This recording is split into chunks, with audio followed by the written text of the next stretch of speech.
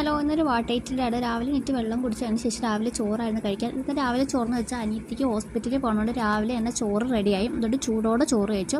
അതിനുശേഷം 10 മണി നേരത്തെ ക്യാരറ്റിൻ്റെ പുഡിംഗ് ആയിരുന്നു, അത് കഴിച്ചു. പിന്നീട് ഉച്ചയ്ക്ക് ചോറൊന്നും കഴിച്ചില്ല, കാരണം ചോറ് രാവിലെ കഴിച്ചുകൊണ്ട് വിശപ്പൊന്നും ഇല്ലാത്തതുകൊണ്ട് വൈകിട്ട് കട്ടൻ ചായയും ഈ ഒരു സ്നാക്സുമാണ് കഴിച്ചത്. ഇതിൻ്റെ പേര് വന്നിട്ട് എനിക്ക് ഇപ്പോഴാണ് മനസ്സിലായി കേട്ടോ. കാരണം പണ്ട് ഇത് ഞങ്ങളുടെ വീടിൻ്റെ അപ്പുറത്തൊരു അമ്മയുടെ കട ഉണ്ടായിട്ട് അമ്മയ്ക്ക് പ്രായം ഉണ്ടായിട്ട് ഒരുവിധം മിഠായിയുടെ പേര് അറിയത്തില്ല.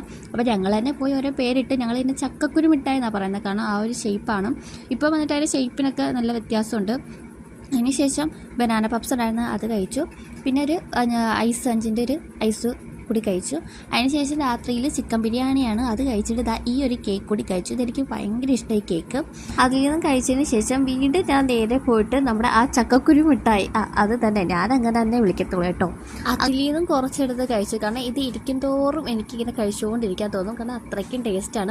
ഇത് കഴിക്കുമ്പോൾ ആ അമ്മയുടെ കട ശരിക്കും മിസ് ചെയ്യുന്നുണ്ട് കേട്ടോ.